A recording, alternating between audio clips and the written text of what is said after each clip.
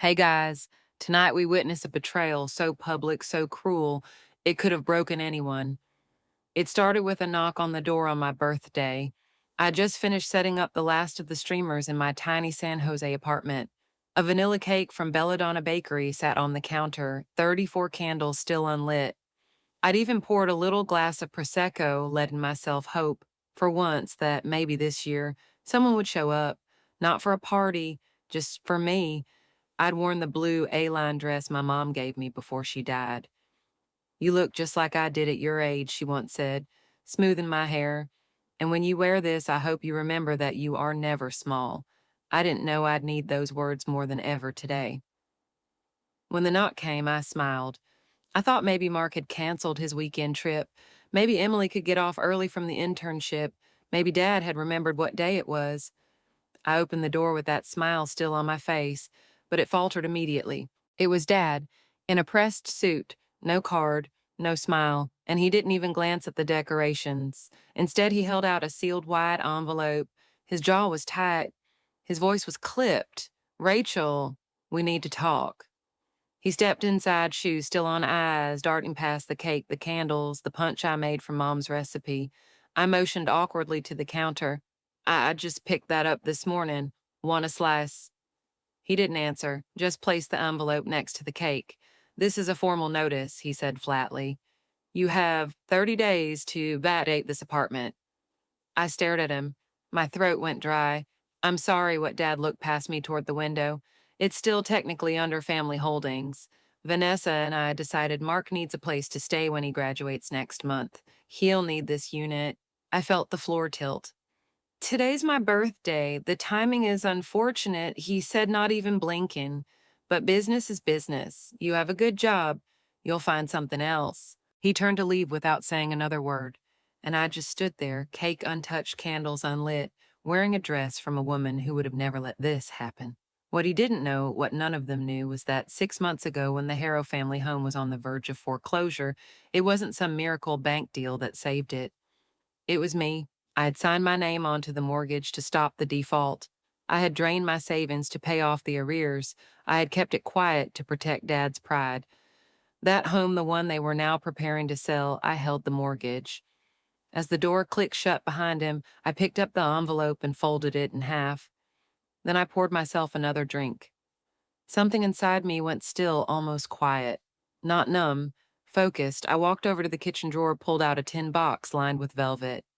Inside were faded recipes written in Mom's handwriting. I found the one that said, "Rachel's favorite, use the good vanilla." I ran my fingers across the ink. Then I looked at the clock. 3:24 p.m. Happy birthday, Rachel Harrow. What they had just handed me wasn't rejection. It was the final permission to stop being the one who always swallowed the pain for the sake of family. That envelope wasn't just paper, it was freedom. So before you get comfortable, take a moment to like the video and subscribe, but only if you genuinely enjoy what I do here. Drop a comment with your city and local time. I'd love to know where you're listening from. Now, dim the lights, maybe pour a glass of wine, and let's step into tonight's story together. The last time I saw my mother, she was sitting up in bed, too thin for her old robe, her skin like paper that had been folded too many times. It was spring then, too. Wisteria had just started climbing the fence outside the window, and I remember the light coming in across her face, warm and gold, softening all the things cancer had tried to take. "Come here, Rach," she whispered, patting the bed beside her. I was 17, old enough to recognize the finality in her tone, young enough to hope I was wrong. She took my hand. Her fingers were bird-like but still warm. "I need to ask you something," she said, "and I know it's unfair." I held my breath. "Your father, David, doesn't show love in ways that make sense, but he tries. And the little ones, Mark and Emily, they're going to need someone. Promise me you'll take care of them. Promise you'll take care of this house." I nodded. I didn't cry until days later. That promise, spoken into the quiet of a room that still smelled like peppermint oil and prescription shampoo, had followed me every day since. I was the one who figured out how to get Mark to sleep without Mom's lullabies. The one who learned how to braid Emily's hair with trembling fingers before school. The one who figured out how to split a $10 bill into 3 days of groceries without making anyone feel the hunger. When Dad retreated into his accounting firm, long hours, short tempers, Silence like a second skin, I became the stand in mother. Not because he asked me to, but because someone had to, and for years I told myself it was okay, that mom would have been proud. I wore my usefulness like a shield. I didn't ask for thanks. I didn't expect recognition. And when dad started dating Vanessa 7 years after mom died, I didn't protest, not out loud, but I noticed the way her voice filled the house that used to hum with my mother's music. The way she began to move things, declutter, family pictures, swap out curtains. The way dad's laugh returned, though never quite the same. The way my place at the dinner table shifted, slowly further away. Still, I stayed quiet because of that promise, because I thought love was measured in how much pain you could carry without complaint. I remember once during Vanessa's second Thanksgiving with us, she called me into the dining room while I was arranging the mom's china. Rachel, she said, tapping her wine glass with a manicured nail, you always take on so much. Maybe this year you could relax and just bring ice. The words were casual, polite, a suggestion offered with a smile, but something about it gutted me. Mom's china, mom's recipes. And I was being asked to bring ice. I didn't say anything that day. I smiled and nodded. But that was the first moment I realized I wasn't part of the story anymore. I was being edited out slowly, one polite gesture at a time. Still, I stayed. When Dad mentioned business slowing down, I offered to look at the books. He waved me off. You have enough on your plate. When the mortgage on the house started slipping 3 months behind, then 5, I made calls behind the scenes. I met with a banker at Granite National. I used my clean credit, my savings, the bonus I had planned to use as a down payment on a home of my own. I never told anyone. I created a story about a small business support program Dad had magically qualified for.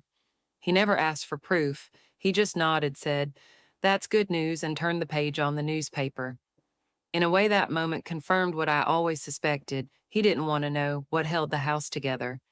He just wanted it to stay standing. So I held it up quietly.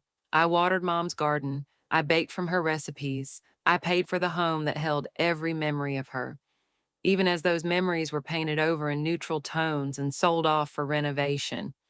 I did all of that because I loved them, and because I kept thinking that one day maybe someone would remember to love me back. Maybe someone would say, "You've held this family together," and we see it. But that moment never came. Instead, I got an envelope on my birthday. It wasn't just the timing, it was the clarity, the final confirmation that I didn't belong in the very place I'd been keeping alive. And that realization did not shatter me, it sharpened me, because now I knew what I had been too loyal to see. The promise I made to my mother was never about martyrdom. It was about protection. And protection doesn't always mean staying silent. It means knowing when to stand up, even if the people you're standing up to are the ones you once called family. The first time I noticed I was disappearing from my own family, it wasn't dramatic. It was subtle. It was the Thanksgiving picture without me in it because I'd been in the kitchen cleaning up, the group chat that made vacation plans without asking my availability, the birthday dinner where the gift table had 3 names on the cards, none of them mine. I told myself I was imagining it, that families go through phases, and maybe this was just a quiet one. But then came the real betrayals. The first was when I turned 21 and went to access the college fund my parents had set up when I was a child. The plan had always been to delay school after mom died, to help around the house, to work a bit, then return when things stabilized. Only when I checked the account, it was empty. Every penny gone. I remember staring at the screen in the credit union lobby, my coat still zipped, the air outside still clinging to me. I double-checked the account number, then again. Then I walked out past the holiday wreaths in the window and called Dad. He didn't hesitate. "I needed the capital," he said. "We had an opportunity to expand the firm. I thought you understood your job here was your future." No apology, not even a pause. And the worst part, I didn't yell. I didn't demand. I just swallowed it. Went back to my receptionist desk at Harrow& Associates and kept answering phones like I wasn't choking on the taste of disappointment. I started taking night classes at San Jose City College instead, paid my own way, waited tables after work sometimes until midnight. I passed my exams in the quiet hours between closing shifts and early mornings. And eventually, years later, I got my CPA. Dad came to the graduation, sat in the back row, left before the reception. Mark and Emily came too loud and proud, clapping like maniacs when my name was called. I held on to that, told myself their pride was enough, but something kept splintering. The older we got, the more I felt like a default setting: reliable, available, expected, but never chosen. When Emily needed help with her grad school essays, she texted Vanessa first. When Mark got his first apartment, he invited Dad and Vanessa to see it, not me. And when the whole family went to Florida for spring break 2 years ago, I found out via Emily's Instagram stories. A pool, 4 drinks, 3 siblings, zero text. I called her afterward, half laughing, trying not to sound too hollow. Did I miss a group chat or something? She said, her voice small. Dad thought you'd be too busy with quarter end stuff, and it was kind of last minute. Vanessa found this deal. No one had even asked. I remember hanging up and sitting in my living room staring at the pale blue wall I'd painted last summer. It looked bluer that night. It was around that time that Vanessa started dropping hints about selling the house. Too much maintenance, she'd say. Let's move somewhere that reflects our new chapter. She'd smile. She'd walk through the Harrow family home like a realtor already staging it. The throw blankets replaced, Mom's piano covered. The garden out back slowly re-landscaped until it looked like every other sanitized backyard in a Zillow listing. I bit my tongue until it bled. Then came the second major betrayal. Emily called one morning flustered. She needed a co-signer for her student loan. I'd offered weeks before, told her I had the credit, the salary, the paperwork ready. But now she was confused. Dad said he's taken care of it, she told me. He said you offered, but he's got more experience with these things, so he undercut me. Again, silently, cleanly, like I didn't exist. I confronted him over dinner, quietly, respectfully. I just want to know why you told Emily not to let me help. He sipped his wine. I wasn't undermining you. I was just smoothing the process. You're always so busy. Busy, that was the word they used to excuse forgetting me. And I let them because I thought that's what loyalty looked like. I let them because I believed deep down that being needed was enough until I realized I wasn't even needed anymore, just convenient, replaceable, forgettable. That realization hit hardest the day I walked into the house and saw Mom's measuring marks on the kitchen door frame, my height at 9, Mark's at 5, Emily's at 3, painted over in cool gray. No warning, no mention, just erased. That's when I knew. If I didn't start drawing lines, they would repaint over all of me. So I began keeping records, files, email threads, bank statements. I checked on the mortgage weekly. I made sure every payment I made left a digital trail. And I began preparing not just for confrontation, but for clarity, because soon they would try to sell the house. And I would be ready. Vanessa Chen came into our lives the way spring arrives in California, not with a storm, but with a slow, soft erasure of what came before. She wore expensive neutrals and carried herself like someone used to being listened to. Her voice was sweet with just enough salt underneath to make you second-guess your own tone. And to my father, she was a solution, elegant, efficient, and willing to play wife without the mess of shared history. She met Dad at a networking event hosted by the local real estate association. At the time, she was scouting locations for boutique commercial developments, mostly coffee chains and polished yoga studios.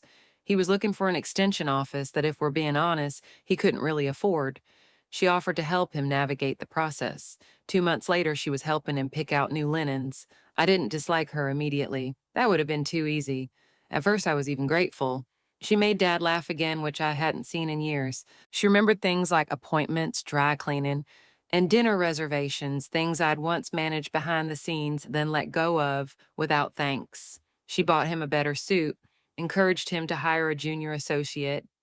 She was effective until she started getting interested in our home. At first, it was little things: throw pillows, scented candles, furniture rearranged in ways that subtly erased the spaces Mom had curated. Then she suggested gutting the kitchen. Too dated, she said, flipping through a glossy design magazine at the counter one afternoon. This place has such potential. She smiled at me when she said that, but her smile was the kind that politely clears space, not one that includes you. I looked at her carefully manicured nails tapping Mom's countertop, the one where I learned to bake cookies, where Emily once spilled an entire carton of flour and cried because she thought she'd ruined everything, where Mom and I used to laugh at nothing a mixing bowl between us. Vanessa never asked before changing things. She just did. And Daddy let her, maybe even welcomed it. I watched them replace the rose bushes with drought-tolerant landscaping. Practical, tasteful, sterile. Then came the email. I found it by accident. I was going over Dad's business expenses, trying to help him prep for tax season. His accountant had forwarded a folder of receipts and documents. One file was misnamed. I clicked it. It was a thread between Dad and Vanessa. Subject line, list and potential, Harrow property. I stared at the screen. There were attached comps, proposed prices, bullet points about maximizing returns. Vanessa's tone was breezy. She used words like charming but tired and transition opportunity. Dad didn't push back. He asked about timing. I felt my throat tighten. This wasn't just about renovations anymore. They were going to sell the house I had saved, the house I had kept afloat without ever demanding credit, the house that still had my mother's writing inside a cabinet, door measurements for her peach cobbler, scrawled in pencil, fading but still legible. I closed the laptop gently. My hands were shaking. They didn't know I had seen it. Not yet. They also didn't know something else. 6 months earlier, when the mortgage fell into default, Dad told me casually over meatloaf that things were a little tight. He made it sound like a hiccup, but my gut told me otherwise, so I looked deeper. 3 months behind, then 4. The bank was preparing to start foreclosure. I acted fast. I knew Dad's pride wouldn't survive a bailout. So I created a fictional program, something about a small business assistance package that included restructuring. I told him I'd help negotiate it. The bank's doing this as a pilot, I said. You got lucky. He nodded, maybe a little suspicious, but mostly relieved. What I didn't tell him was that I'd met with the bank manager myself, that the mortgage was transferred into my name, that I was making the payments, that I had used the money I'd been saving to finally buy a condo my escape plan to cover the down payment and bring the account current. That every month, while he praised Vanessa's financial savvy, I was quietly ensuring they didn't lose the roof over their heads. I did all this with the naive belief that loyalty would be reciprocated, but the email changed everything. This wasn't carelessness. This was intent. They were going to sell the house I was paying for without even telling me. And not just that they were going to use the profits to fund Vanessa's new brokerage, all while handing me a 30-day eviction from the apartment I'd been living in, rent-free on paper, but funded in part by the very mortgage I was covering. The betrayal wasn't just personal, it was strategic. It was erasure dressed as business. And suddenly I understood something I hadn't allowed myself to admit. For years, I was not invisible by accident. I had been made invisible deliberately. Because invisible people don't interrupt transactions. Invisible people don't object when legacies are sold off. Invisible people don't have power. But I did. I had documents, receipts, legal standing. I had the mortgage. And for the first time, I let myself feel it. Not guilt, not obligation, not grief. Power. The quiet, steady kind that builds while everyone underestimates you. And I wasn't going to waste it. I spent the next week organizing, not out of anger, though God knows I had enough of that to build a bonfire, but out of precision, focus. I didn't want revenge. I wanted clarity, proof, truth in paper form. I laid everything out across the dining table in my apartment. Bank statements, mortgage transfer documents, confirmation emails from Granite National, notarized affidavits, everything with my name on it. Everything they hadn't seen or chosen not to. It was strangely calming. I'd always been good with details. Maybe because when your childhood feels out of control, you learn to control the numbers. You balance the checkbook track, the grocery receipts, write down every piano lesson, payment in pencil, then again in pen, just in case. I had proof of every payment I'd made, every month where my money kept their house above water. I also had a printed copy of the listing Vanessa had posted, already live, already circulating, already promising motivated sellers, ready to entertain offers. Her real estate headshot beamed beside the photos of the house. My house, my mother's house. The living room had been staged, the couch replaced, the throw pillows artfully arranged, but in one corner of the frame, half hidden behind a ficus, was the cabinet door with Mom's handwritten recipes still barely visible. I stared at that photo for a long time. Then I called Emily. She didn't pick up. Texted me hours later. Sorry, work is nuts. Can I call tomorrow? She didn't. I didn't call again. I needed to stop begging people to care about things that mattered to me, even if they shared my blood. Instead, I prepared. Because Sunday dinner was coming, the monthly tradition that had in recent years become more like a formality than a connection. Vanessa always insisted on catering now. She said it was more efficient. I told them I'd be there, and I knew exactly what I'd bring. Sunday arrived overcast the way it often does in the Bay. I wore a tailored navy blazer, hair pulled back, simple gold earrings, no makeup beyond what I wore to the office. But I carried a leather portfolio, the same kind I used in financial negotiations, because this was one. When I rang the bell, it was Emily who answered. She blinked like she hadn't expected me to actually show. Rachel, hey, I said, walking past her into the entryway. The air smelled like takeout, Italian, probably from the place on University that Vanessa liked because they wrapped the tiramisu in gold foil. The house felt foreign, not because it was different, but because it was familiar in a way that didn't include me anymore, like walking into a memory that had been staged for someone else. Dad and Vanessa were already in the living room, wine glasses in hand. Marks was setting the table. Glad you could make it, Dad said, offering a nod. Vanessa smiled, lips tight. Drink, no thank you. We ate, we chatted, weather, Mark's final exams, Emily's work trip to Portland, all of it polite, harmless, painfully sterile. No one mentioned the eviction notice, no one mentioned the listing. It was like they were waiting to see if I would bring it up and hoping I wouldn't. I let the tiramisu be served, let the silence stretch a little too long. And then I reached for my portfolio. I wanted to bring something tonight, I said quietly. Four heads turned. I placed the stack of documents on the table beside my dessert plate. Neat, precise, undeniable. This, I said, is the mortgage agreement for this house. Signed 6 months ago. By me, Dad frowned.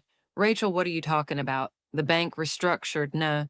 That was a story I created so you wouldn't feel ashamed. There was no program, no forgiveness.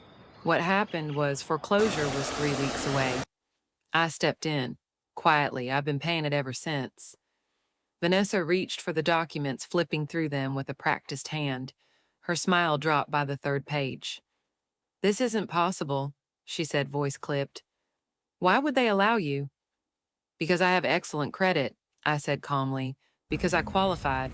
Because I showed up when you both didn't. Dad looked like someone had cracked his foundation, pale, still, then defensive. You went behind my back. No, I stood behind your pride. There's a difference. Emily looked stunned. Mark's mouth opened, then closed. I wasn't done. The listing for this house, it's illegal without satisfying the mortgage, which, as it happens, you cannot do without my consent. I looked straight at Vanessa. Your brokerage may be in trouble if you misrepresented the ownership structure. Her face flushed a mottled red. Vanessa pushed back her chair. This is ridiculous. No, I said, standing. What's ridiculous is being erased from a family I helped hold together. What's ridiculous is being handed an eviction notice from people living in a house I'm paying for. Dad's voice cracked. So what do you want? I looked at each of them in turn. I want what I've always wanted, to be seen, to be included, and to be respected. I gathered my papers, then I added almost gently, and I want you to know that from now on, any decisions about this house go through me. No one followed me out, but Mark whispered before the door closed, Rachel, I didn't know, I said, but now you do. The next morning I woke up before sunrise, not out of anxiety, but something else. A calm I hadn't felt in years, like something heavy had been lifted off my chest during the night, and now I could finally take a full breath, the kind of breath you forget you're holding when you spend too long trying not to make waves. I made coffee black, no sugar, sat by the window as the sky began to soften into light. And for the first time in years, I didn't dread the day ahead, because the truth was out. They knew the mask had been pulled back, and beneath all the control, all the polished Sunday dinners and neutral-smelling linens, the reality stood exposed. I wasn't a background character in their curated little world. I was the one keeping the lights on, the one holding the deed, even if no one had cared to ask, and they couldn't ignore that anymore. By 10 a.m., the messages started. Dad called first. I didn't answer. Then a text, "We need to talk. Today. Please." Then another. Then Vanessa. Her name lighting up my screen like a fire alarm I had no intention of responding to. "This isn't professional, Rachel. This isn't how families handle things." I didn't reply, not out of spite, but because I'd already said what I needed to say, and now they would have to sit in it. I wasn't rushing to clean up their mess this time. Instead, I called my attorney. His name was Jonah Michaels. We'd met through a client referral, sharp, discreet, with a talent for sorting out complicated real estate structures that smelled like family drama. When I first told him I was paying a mortgage for a home I didn't technically own, he raised one eyebrow and said, "You're going to want a paper trail, a big one." Now, I asked him to prepare a formal notice of intent. No sale of the property could proceed without my written approval, and any attempt to do so would result in legal intervention. I also requested an inspection clause be enforced, giving me the legal right to examine the condition of the property I was financially responsible for. By 4 p.m., the documents were drafted. By 5:30, they were delivered certified mail to my father's address. By 6:45, he was knocking on my apartment door. He didn't wait for me to invite him in, just walked past me with the urgency of someone trying to outpace their shame. I closed the door behind him slowly, let the silence settle. He turned to face me. 60 days, an inspection. I didn't flinch. "I'm not playing games, Dad. I'm protecting an investment." His eyes narrowed. "This is our family home." I held his gaze. "Then maybe you should have treated it and me like part of the family." He sat down on the edge of my couch. Suddenly, he looked older than I'd ever seen him. Smaller, or maybe I had just grown larger in my own eyes. "I didn't know you were hurting this much." I sat across from him, arms crossed gently in my lap. "That's the point, isn't it? You didn't ask." He nodded slowly, hands clasped together like he was holding something fragile between them. "I thought you didn't need me." That landed somewhere deep, not in a comforting way, but in the way a dull knife touches an old wound. "I needed a father," I said. "Not a boss, not a tax write-off, a father." He looked away, blinking. "After your mom died, I didn't know what I was doing. You just handled everything. I guess I leaned on that too long, and then forgot I was there at all." He nodded again, swallowing hard. For a moment, neither of us spoke. Then he reached into his jacket pocket and pulled out a small photo. It was worn at the corners, soft with time. He handed it to me. It was Mom, in the backyard, holding a baby, Emily, laughing. And I was there too, maybe 12 years old, mid-laugh, a dirt on my cheeks, a tulip bulb in my hand. "I found this last week," he said. "Didn't even remember we had it." I looked at the photo for a long time, not because I needed the memory, but because it reminded me of why I had fought so hard. This wasn't about property. This was about presence, being seen, being valued, being remembered in the very spaces I had helped keep sacred. "I'm not going to sell it," he said quietly. "Not now, I'm glad I said." "But this can't be just about the house." He nodded. "I know."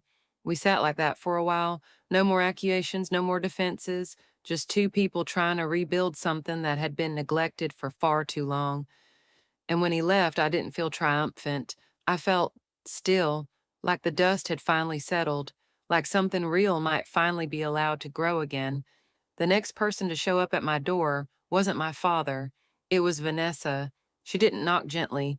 She tapped sharp and quick, like urgency was part of her brand.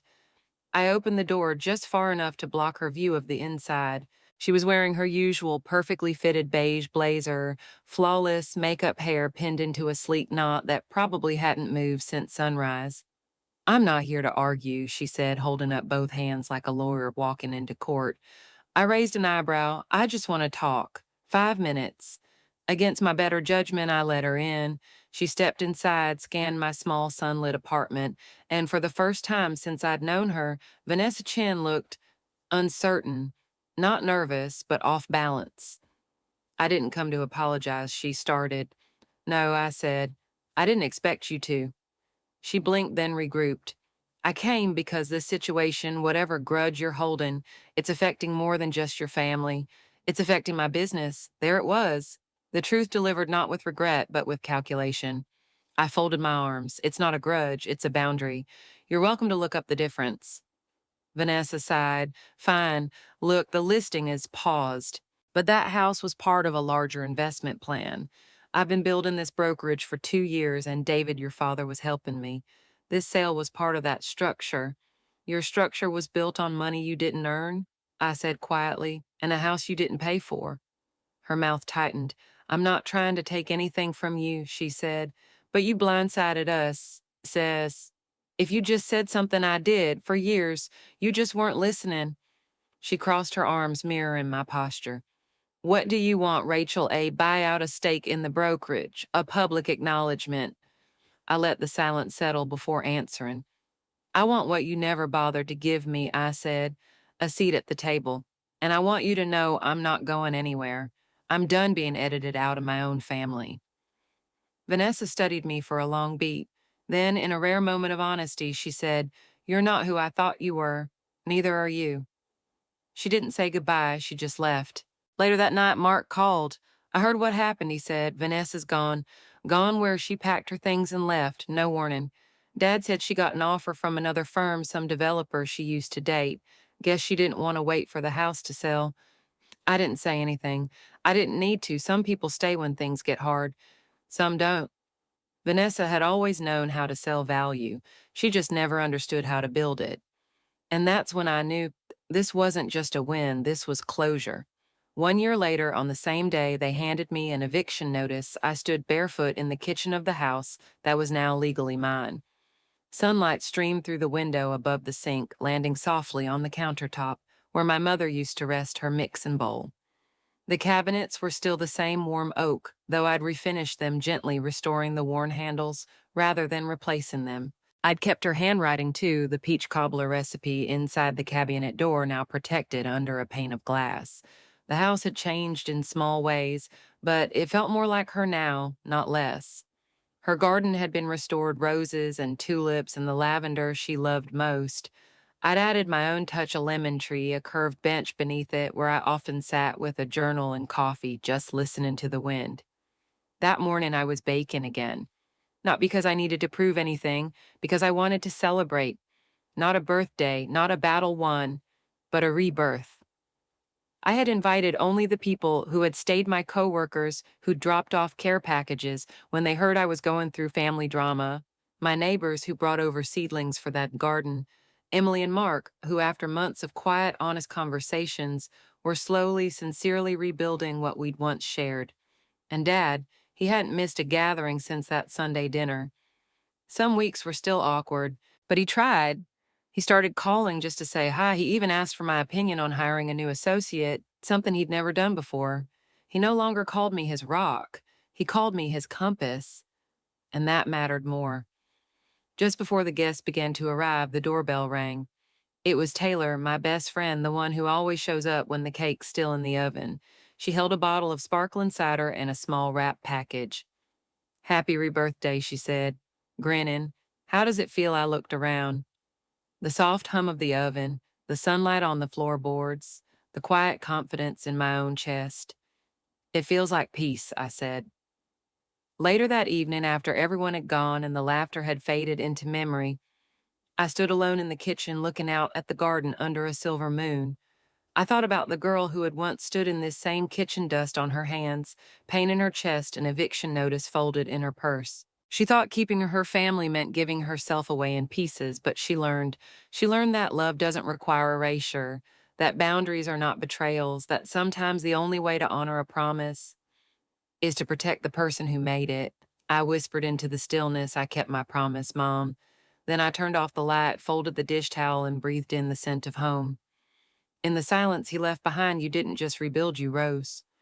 A year after that eviction notice, folded like an insult on her birthday cake, she stood barefoot in the kitchen that once forgot her, now wholly hers. The girl they ignored had become the woman they had to reckon with. Not with rage, but with records. Not with screams, but with strength. And in doing so, she didn't just win the house, she reclaimed her place in a family that tried to rewrite her out. As Maya Angelou once said, I can be changed by what happens to me, but I refuse to be reduced by it. And that is the spirit of revenge stories. Now, if this story stirred something in you, tell us in the comments, have you ever had to draw a line? Even with the people who share your blood, we're building a place where your voice matters. Don't forget to subscribe. Every click helps us reach 1,000 hearts who believe that justice doesn't need to shout. Sometimes it just needs to be written in your name on the deed.